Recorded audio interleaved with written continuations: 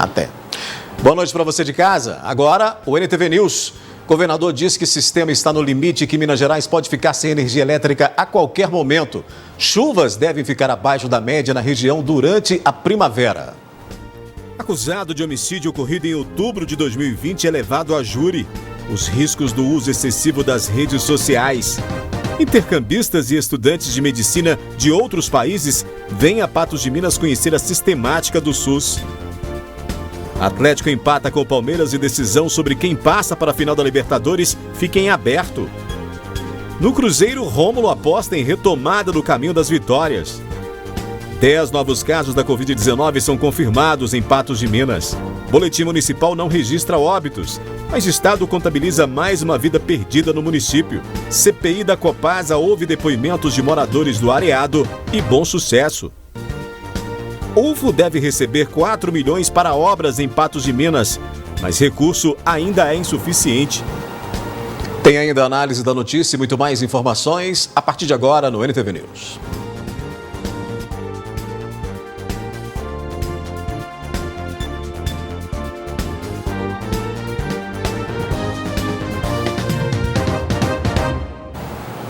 Foi levado a júri nesta quarta-feira um homem acusado de homicídio praticado no mês de outubro de 2020 no residencial Barreiro, em Patos de Minas. O crime aconteceu em 14 de outubro de 2020 por volta das 6 da manhã, na esquina entre a rua Antônio Jorge Filho e a Avenida Angra dos Reis, no bairro Residencial Barreiro.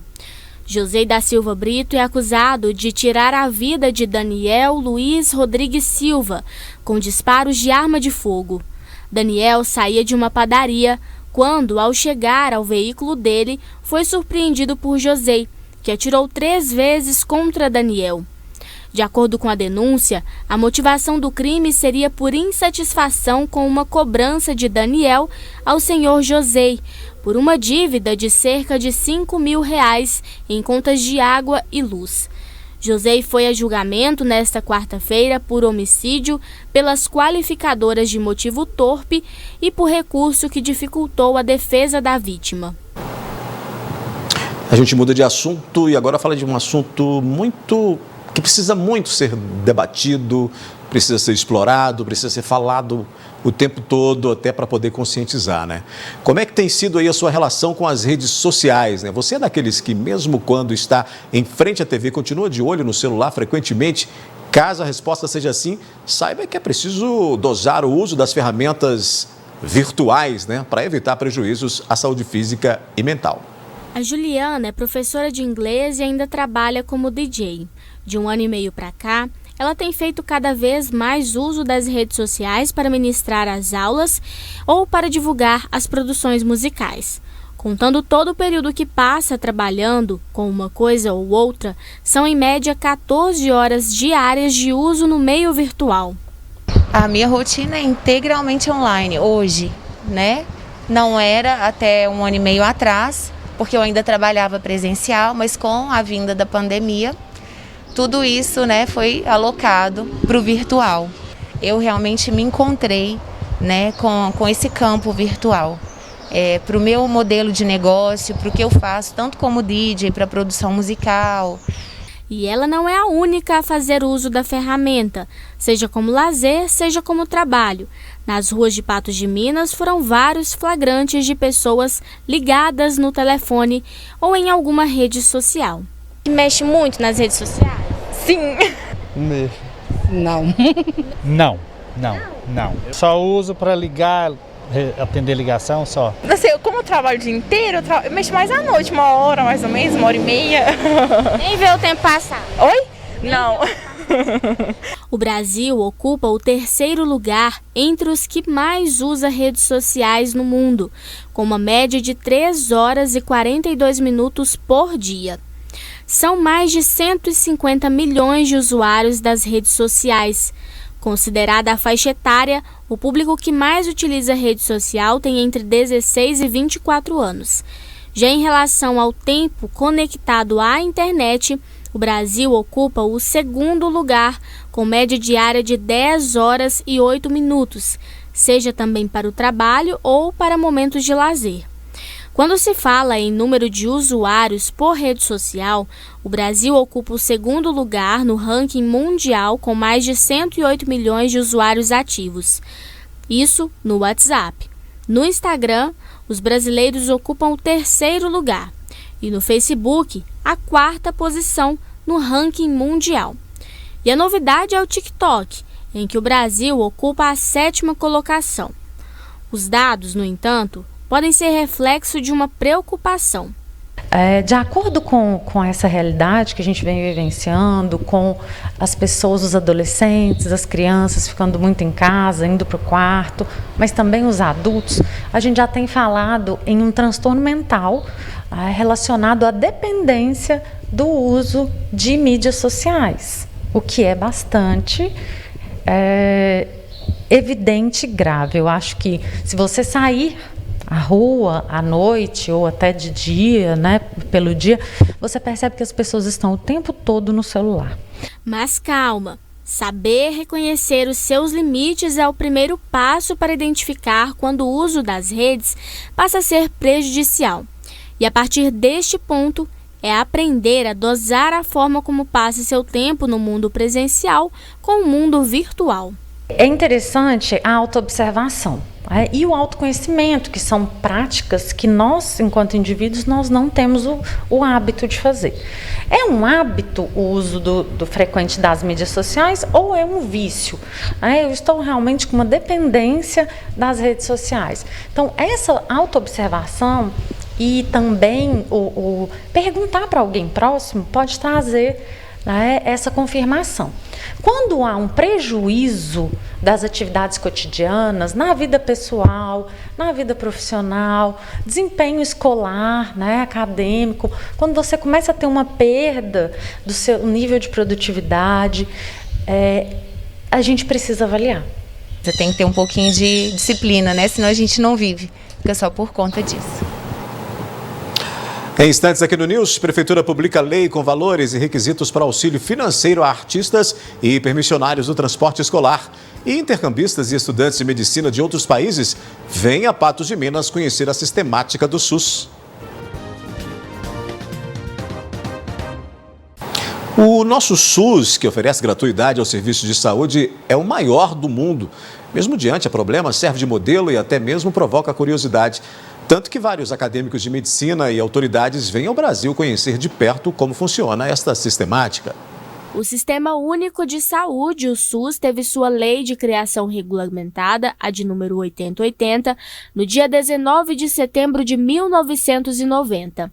No último domingo, o SUS completou 31 anos de existência e tem se consolidado como o maior sistema público de saúde do mundo, além de ser o maior patrimônio da população brasileira e o principal aliado da sociedade no enfrentamento à Covid-19 e outras emergências em saúde pública.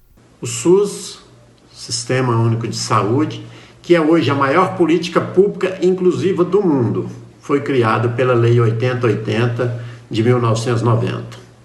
O SUS nasceu dos anseios da comunidade, em reuniões pequenas nas entidades, como também em grandiosas reuniões, como foi a 8ª Conferência Nacional de Saúde em 1986. O SUS, ele é o Sistema Único de Saúde, ele é o maior sistema de saúde público do mundo, E a gente que mora no Brasil, nós brasileiros, a gente vê um monte de problemas relacionados a isso, Então a gente conhece o sistema, sabemos das diversas falhas que o sistema tem, no entanto a gente não pode deixar de considerar que é o maior sistema e que é um sistema universal, ou seja, qualquer pessoa no Brasil que precisa de atendimento tem este atendimento.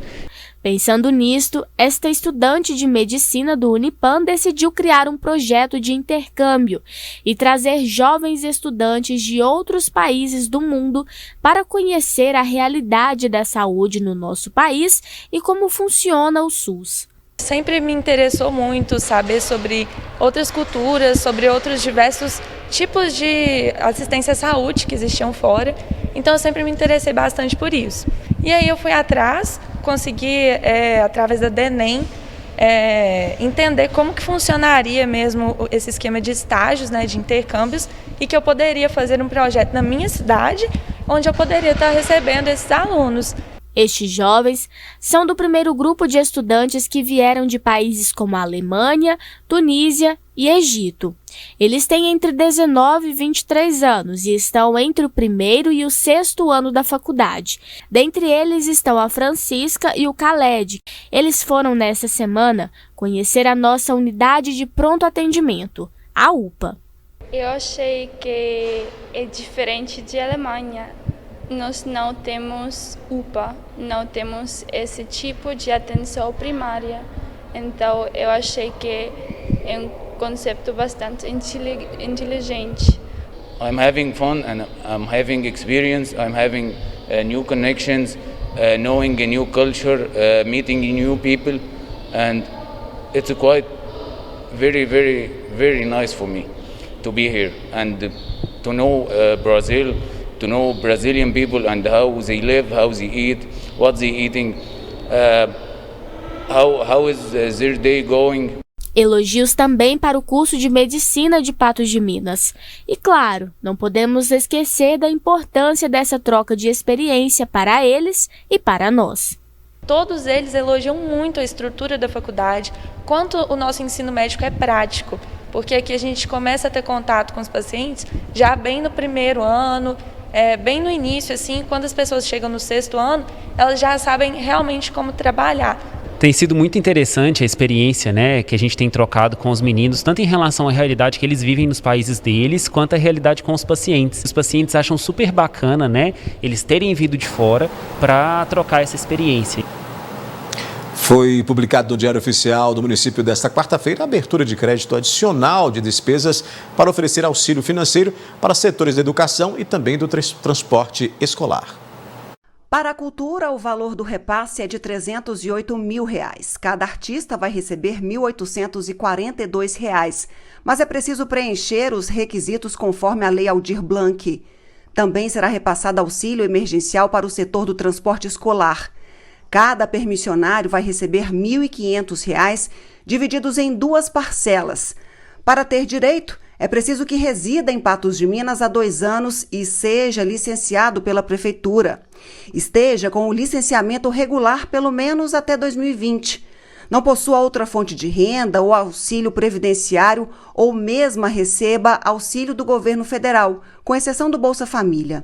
Não possua rendimentos tributáveis acima de R$ 28.559 em 2020. É preciso também formalizar e preencher o protocolo no chamamento emergencial disposto no Diário Oficial do município. Depois do intervalo, aqui no News tem a previsão do tempo para quinta-feira. Chuvas devem ficar abaixo da média na região durante a primavera. Atlético empata com o Palmeiras e decisão sobre quem passa para a final da Libertadores fica em aberto. Vamos falar de futebol aqui no News, né? No jogo de ida da semifinal da Copa Libertadores, o Atlético empatou com o Palmeiras na noite desta terça-feira em São Paulo. Com isso, a decisão de quem se classifica para a final ficou para a próxima semana. O Atlético teve tudo para vencer o confronto contra o Palmeiras na Copa Libertadores. Foi superior em campo em todos os quesitos, mas a bola não entrou. Bateu na trave mesmo, literalmente, a cobrança do pênalti batido por Hulk. A penalidade foi em Diego Costa, que foi derrubado por Luan dentro da área. E por falar em Diego, o jogador teve que ser substituído no início da segunda etapa com dores na coxa esquerda. Além desse problema a resolver, o Galo tem que ficar atento. Terá 3 pendurados no jogo de volta contra o Palmeiras. O zagueiro Nathan Silva e o atacante Hulk já entraram com 2 amarelos nessa primeira semifinal contra o Verdão. Já o meia Zaratio entrou para a lista dos pendurados. O Atlético vai contar com o apoio da torcida do Mineirão, né, para tentar conseguir a vaga de finalista Libertadores. Galo e Palmeiras se enfrentam na próxima terça-feira, às 9h30 da noite. Ainda sobre o futebol, pela Série B do Brasileiro, o Cruzeiro tem a semana livre de trabalhos antes de encarar o CSA no domingo, às 16 horas, no Independência. O time continua com a difícil missão de voltar a vencer. O elenco estrelado treinou forte em 2 períodos nesta quarta-feira. Trabalho duro para o grupo na Toca da Raposa, diante do desafio que é reencontrar o caminho das vitórias. Cara, se a gente for analisar os nossos últimos jogos, Acho que tem sido legal por a gente estar levando poucos gols, né? E por não estar mais perdendo.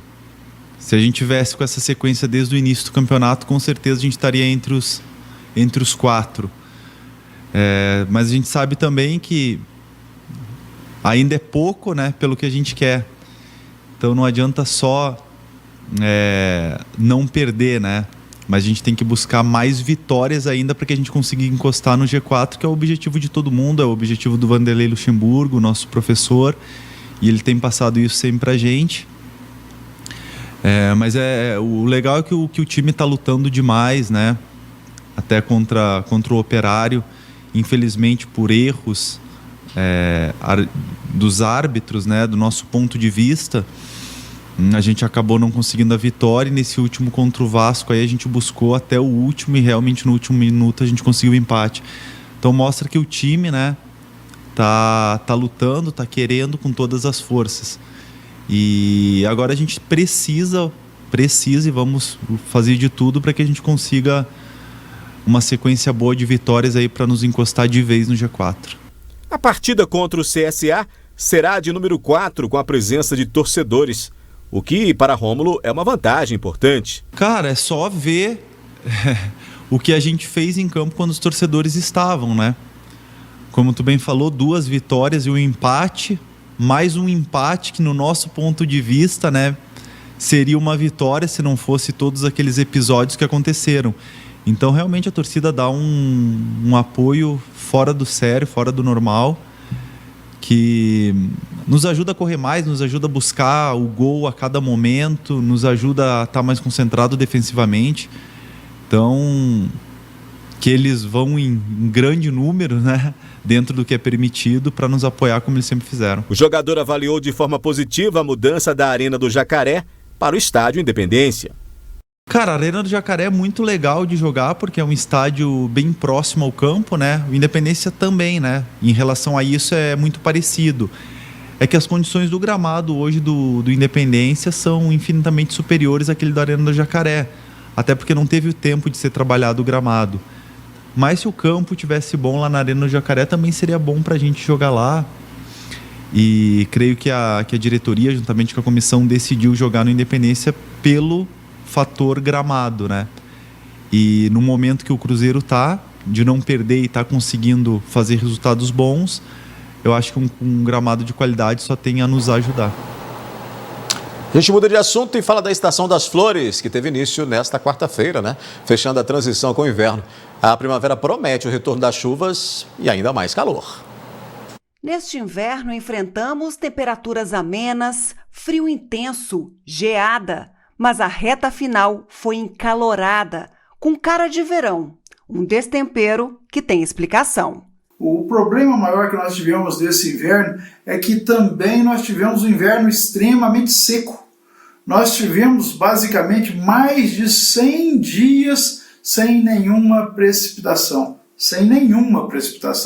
Para a primavera que chega neste 22 de setembro, nada de trégua para o calor. Pelo contrário, beira os 40 graus mesmo, mas o alívio vem das chuvas previstas para a estação. Nós esperamos que esse início de primavera nós vamos ter dias aí com temperaturas próximas dos 39 graus, o que fica extremamente quente para a nossa região.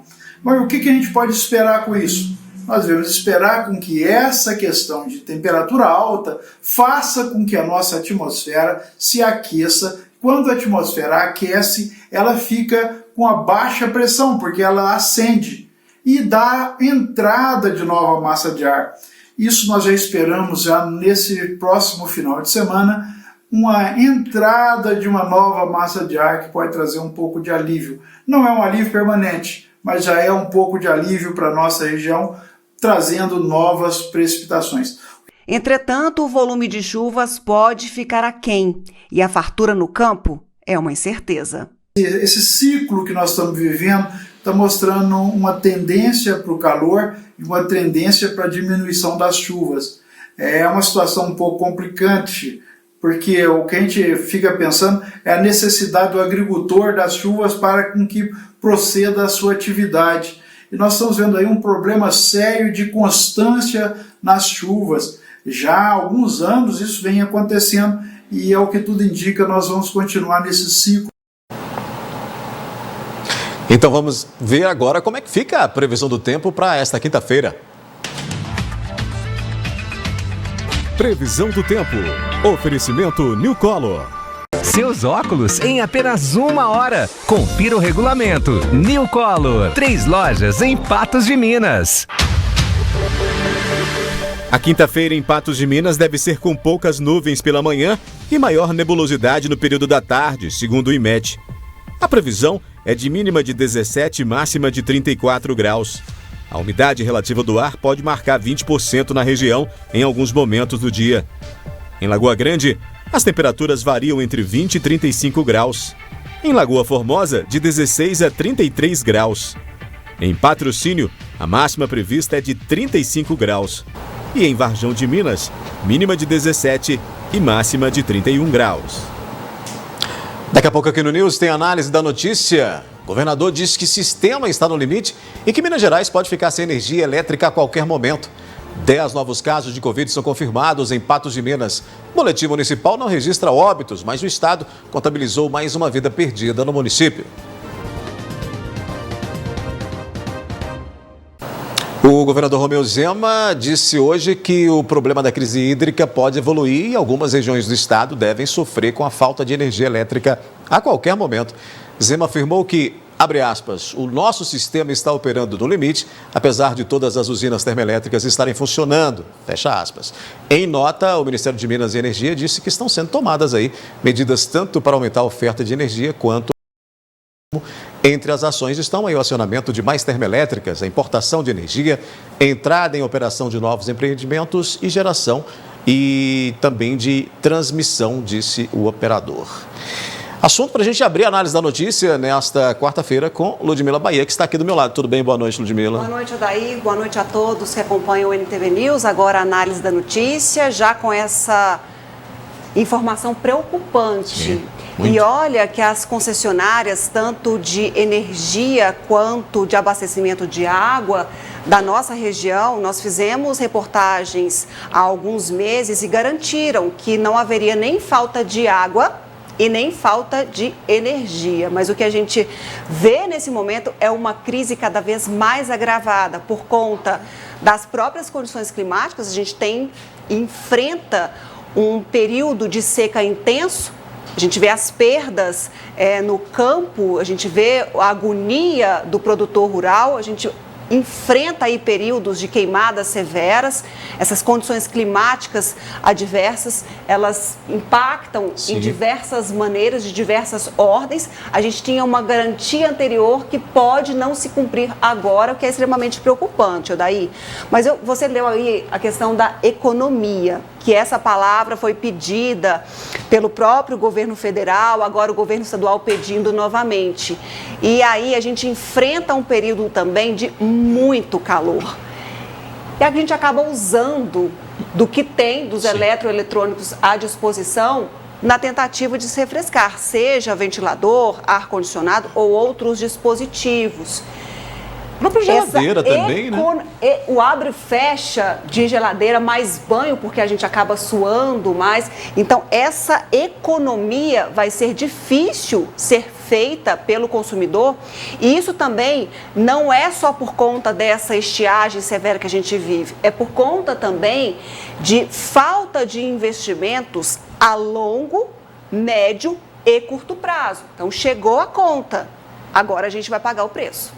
Mas eu tenho até uns dados para a gente colocar aí na tela de uma das nossas hidrelétricas, Ludmila, mais próxima da gente aqui, a de Nova Ponte, né? Que está aí com esses dados que aparecem. Situação preocupante, Nova Ponte, né? Porque você tem ali o volume útil atual bem assim, deixa muito a desejar, porque, como você disse, nós temos um período de estiagem muito longo e aí esse volume útil, ele teria que ter aí uma reserva, né? Uma reserva melhor. Mas o que a gente vê ali é que o percentual não é bom. E olha que no início do mês estava 1% maior, só quando a gente foca ali Nova Ponte. E olha que Patos de Minas, por exemplo, a região aqui do Alto Paranaíba, Noroeste, a água vem aí de diversos reservatórios. Mas um dos principais é, de fato, o de Nova Ponte, que vem aí diminuindo. E olha que ponto que está em nível crítico. Por isso que o governo do estado olha para esses números aí, para esses percentuais e vê com extrema preocupação o que pode acontecer daqui para frente. Mas a gente clama aí que as próprias autoridades que têm os mecanismos de intervenções que hajam de fato para que a população aqui, que já sofre com uma conta extremamente cara, porque a gente paga por um serviço alto, tivemos reajuste de valores, pagamos mais caro por usar mais e agora essa questão do enfrentamento aí, dessa possibilidade da falta do abastecimento. Pois é, a gente tem também os dados de Três Marias, que é a hidrelétrica imensa que nós temos aqui descendo para o norte de Minas. O volume útil atual de Três Marias não é tão preocupante quanto o de Nova Ponte e outros, né? Nós temos aí um percentual até interessante quando você pensa nesse volume útil atual, e esses dados são de hoje, são dados que estão aí no site do Operador Nacional do Sistema, Ludmila. Menos preocupante. Até porque a previsão de chuvas para o mês de setembro é uma característica da primavera. Na região, a gente sabe, até a gente fez uma reportagem a respeito disso, as precipitações, os volumes de precipitações devem ser menores do que os previstos para a estação, mas ali a gente tem uma situação menos agravante, Odair. Mas quando a gente coloca toda essa somatória... Porque o nosso sistema é interligado. Exato. Quando a gente coloca todos os sistemas que abastecem o Alto Paranaíba, Noroeste, outras regiões do estado, também são interligados. E aí a gente viu vários ali percentuais 10, 11, 12%. Então cai lá para baixo, aumenta o nível de preocupação. E de cá a gente faz nossa parte também, que é economizando da melhor forma possível. Vamos mudar de assunto, Ludmila, e falar dos números da Covid em Patos de Minas, boletim na tela, né? O boletim epidemiológico mostra que 10 novos casos de Covid foram confirmados.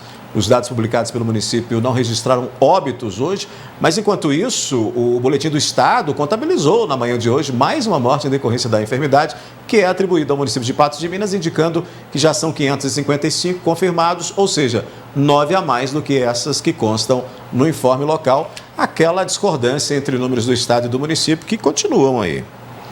Odair, essa divergência já dura há algum tempo. O município falou que o estado estava errado, que ia pedir a retificação desses dados. O estado não concordou, não fez a retificação. Há essa divergência. E olha que essas mortes que o município tem colocado no boletim são mortes ocorridas anteriormente, já faladas pelo estado.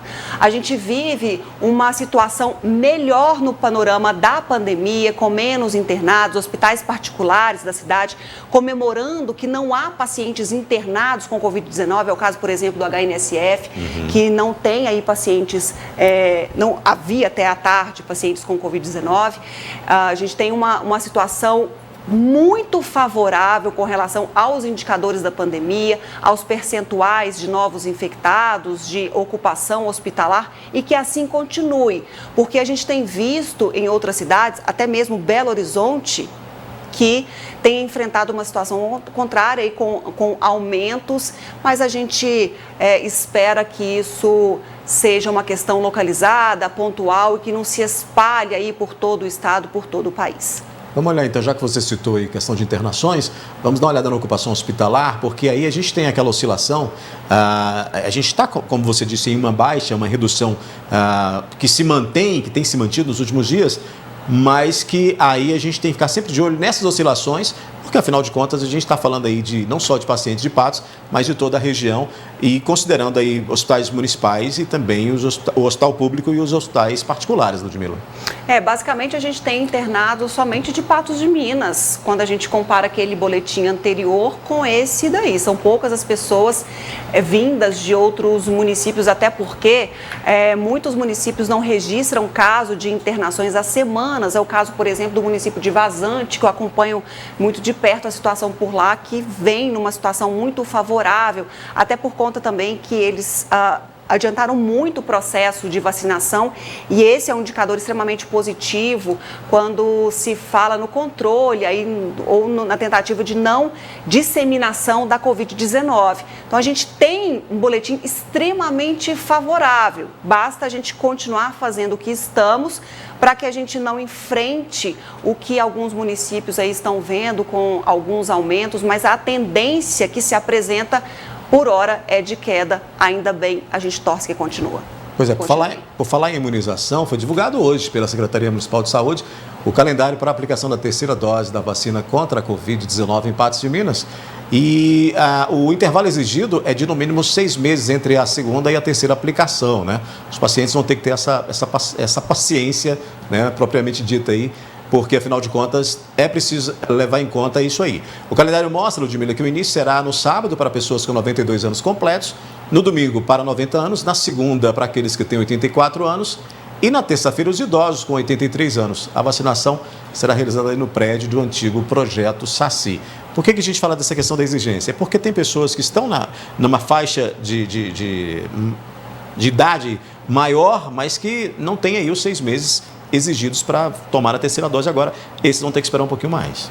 Essa fila vai andar até lá aos 70 anos, conforme preconiza o Ministério da Saúde. Já começou esse processo da distribuição da terceira dose em Patos de Minas, começou com os acamados, aliás, começou com as pessoas que vivem em asilos, os asilados, depois pessoas acamadas e agora pelo sistema convencional, e assim vai andar a fila, porque a gente tem visto essa necessidade, esse chamamento desse público para que reforce a imunização contra a Covid, mas vai ser uma questão natural, até mesmo aquelas pessoas que se vacinaram há pouco tempo, daqui a pouco também vão ser chamadas, vão ser convocadas para o reforço nessa cobertura vacinal. Lembrando que, independente da vacina que esse público tomou, poderá tomar a terceira dose agora, conforme foi preconizado aí pelo Ministério da Saúde. Vai ser uma vacina contrária, e no caso vai ser Pfizer ou AstraZeneca, porque esse público aí que foram os primeiros tomaram Coronavac. Em Patos de Minas foram todos imunizados com Coronavac. Aliás, o país inteiro teve aquela primeira leva toda de Coronavac, então é preconizado que seja com a tecnologia diferente. Então agora a disponibilização será com Pfizer ou AstraZeneca para direcionamento a esse público de idosos. Situação que a gente começou a ver a discussão há pelo menos uns 60 dias, né? Já se falava dessa questão da terceira dose e qual vacina seria aplicada. Vamos fazer uma parada rápida aqui. A seguir, no News CPI da Copasa, houve depoimentos de moradores do Areado e também de Bom Sucesso. UFO deve receber 4 milhões para obras em Patos de Minas, mas recurso ainda é insuficiente. Estamos de volta com a análise da notícia. Ludmila, você se lembra que o PROCON aplicou uma multa, né, de mais de 1 milhão contra a Copasa, depois daquela sequência de dias aí com desabastecimento e o não cumprimento de uma determinação do PROCON para a Copasa.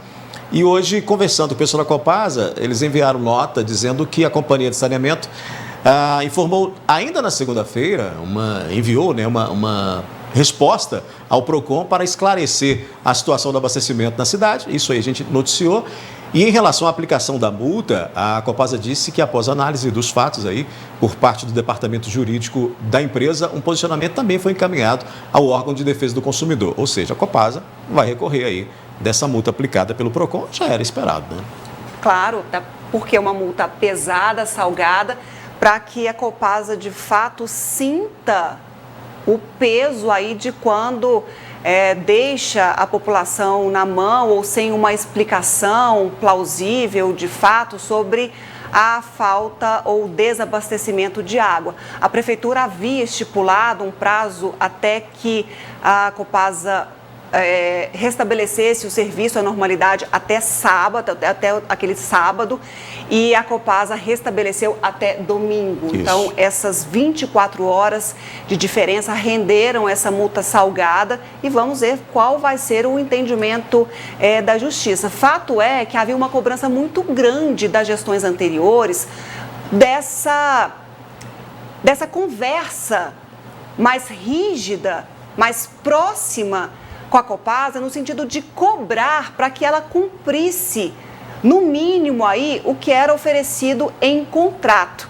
Mas daí tem uma questão que quando o próprio Estado fala, naquela conversa que a gente tinha no bloco anterior, que pode ter desabastecimento em Minas, endossa o que a Copasa está falando aí. Sim. De problemas. Mas o fato é que em Patos de Minas é um problema frequente, recorrente, e a população já está cansada. Só quem passou pela situação de ficar sem água num dia de calor, como tem feito aí há pelo menos umas 2 semanas, é que sabe a dificuldade que é chegar nesse ponto. Mas a gente não necessariamente muda de assunto, porque a CPI da Copasa realizou no plenário da Câmara Municipal nesta quarta-feira 2 oitivas com moradores dos distritos de Areado e Bom Sucesso. Com os depoimentos desta quarta-feira, a Comissão Parlamentar de Inquérito, CPI, que investiga possíveis irregularidades nos serviços prestados pela Copasa no município de Patos de Minas, encerra as oitivas com os representantes dos distritos da região. De hoje nós ouvimos o representante de Areado, mais um deles, né? A gente já havia ouvido um, mas o depoimento não foi tão satisfatório, e hoje nós ouvimos outro, que é ambientalista, faz parte da associação SOS Rio Areado. Então, nos trouxe várias informações acerca do que realmente nós precisávamos saber.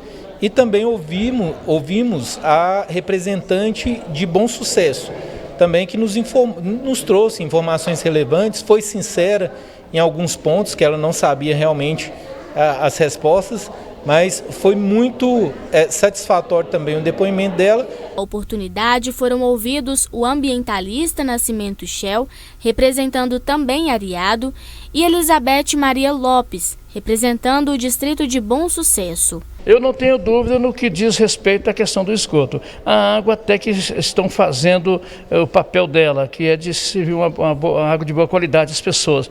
Mas na questão do esgoto, o esgoto está abandonado. As estações todas, sem exceção, abandonadas. O esgoto não é tratado, está caindo a céu aberto, está caindo in natura nos córregos e rios, né? E de maneira que isso tem sido bastante prejudicial para os nossos distritos do município de Patos de Minas. Em Areado, nós inclusive veiculamos mais uma denúncia no fim de semana, onde há vazamento de esgoto na estação de coleta, próximo ao ponto de captação de água, e ainda um local onde o esgoto é despejado dentro de um córrego. Infelizmente, a comunidade de Bom Sucesso não está satisfeita com o tratamento. Então, hoje aqui, pelo que a gente ouviu, a gente enche de esperança e Bom Sucesso está pedindo socorro, pelo tratamento do esgoto, para que não jogue o esgoto no rio, lá no córrego de Bom Sucesso. Que a água às vezes está suja, que a água não está limpando as roupas na hora que lava, que está ficando um pouco encardida. Então a gente ouve tudo isso. Essas são as informações da comunidade de Bom Sucesso. Fechado esse ciclo, a CPI deve realizar nas próximas semanas as visitas a campo em alguns destes distritos, a fim de complementar o relatório que será posteriormente entregue ao Executivo. Hoje foi uma tarde de oitiva muito especial. Eu entendo que nós encerramos mais um ciclo e agora iniciaremos outro que já chega na reta final para a gente entregar esse relatório aí para as autoridades competentes. Foram mais 2 ouvidos de distritos de Patos de Minas, com a mesma reclamação que a gente ouviu de outros com relação ao tratamento do esgoto nessas localidades. Até aí nenhuma novidade. Porque já é uma reclamação, né? A comissão só ratifica aquilo que já é de conhecimento, que outros depoentes já trouxeram à comissão, nenhuma novidade sobre as falhas, sobre os descumprimentos da companhia com relação aos distritos também. Então não há novidades e há uma preocupação que há um desfecho, há um prazo a se cumprir de entrega desse trabalho de investigação, de apuração dessa comissão, e figuras importantes ainda não foram ouvidas, Odair. Sim. Pessoas cruciais ainda não foram ouvidas ou convocadas novamente. Provavelmente não serão, né? Pedindo aí explicações específicas. Tem o fator tempo que corre.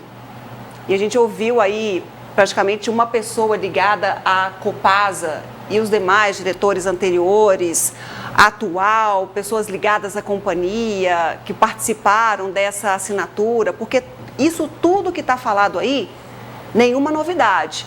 Essa materialidade, essas provas estão documentadas até mesmo pela própria imprensa, que a NTV tem uma fartura de reportagens que constatam essas reclamações dos mais diversos graus, tanto da zona urbana quanto da zona rural. Então, tudo isso é documento para juntar nessa investigação para aumentar o bolo ainda mais de reclamação.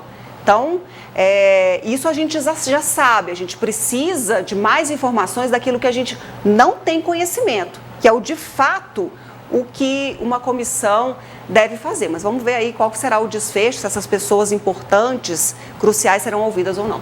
Vamos continuar acompanhando. A gente gira o assunto. As obras do campus da UFO em Patos de Minas se arrastam há mais de uma década, né? Pouco mais da metade dos serviços do primeiro bloco foram aí concluídos.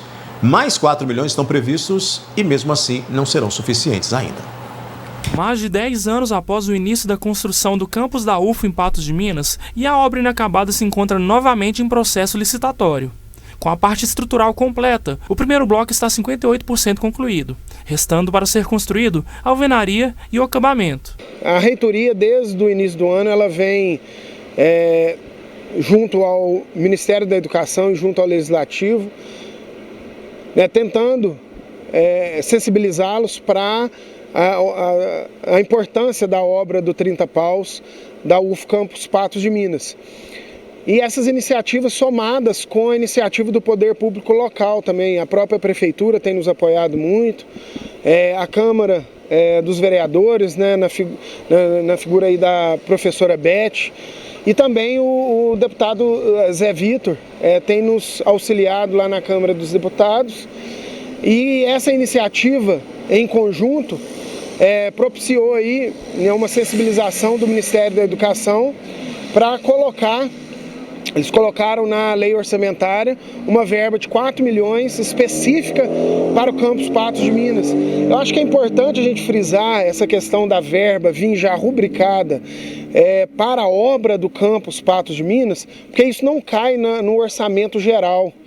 Vai cair especificamente para a obra do Campus Patos de Minas. Isso demonstra também o interesse do Ministério da Educação e o interesse do poder público em dar continuidade à obra, que isso é muito importante para o município e para toda a região.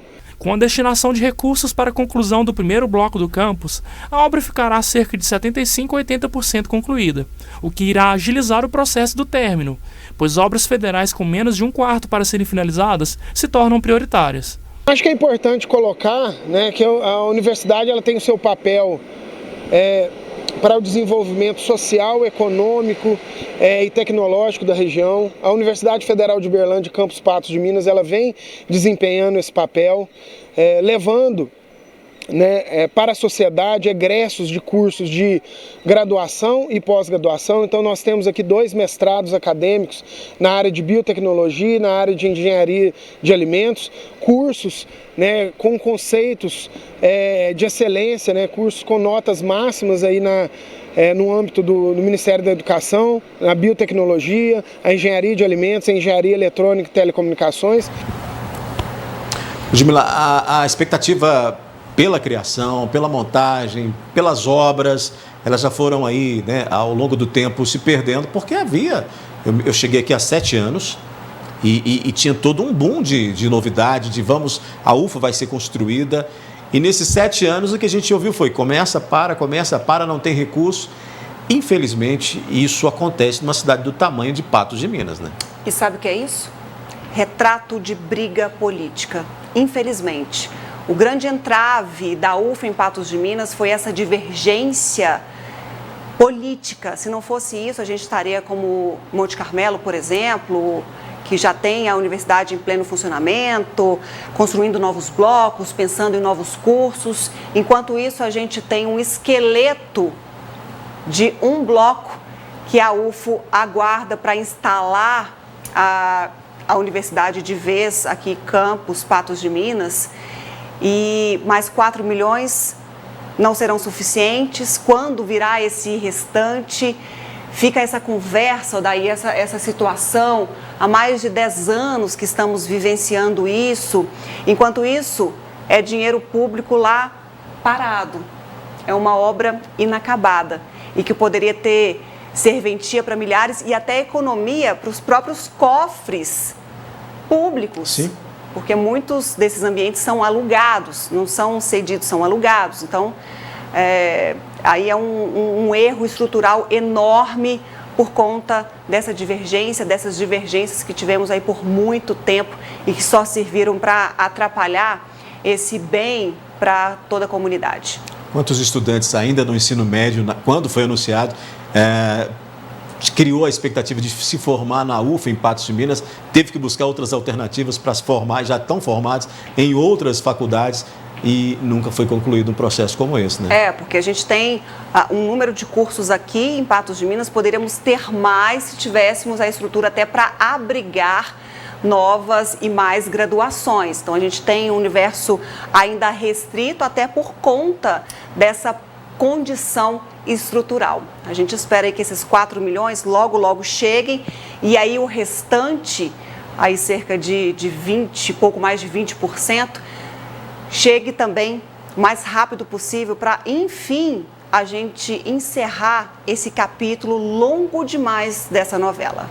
Muito bem, a gente encerra a nossa análise por aqui com essa notícia. Amanhã a gente se encontra novamente. Sim, amanhã a gente tem mais informações, mais notícias aqui no NTV News, também no nosso telejornalismo, que começa às 11h30 com 30 minutos. Obrigada a todos pela audiência, pela companhia. Boa noite. Boa noite e até amanhã.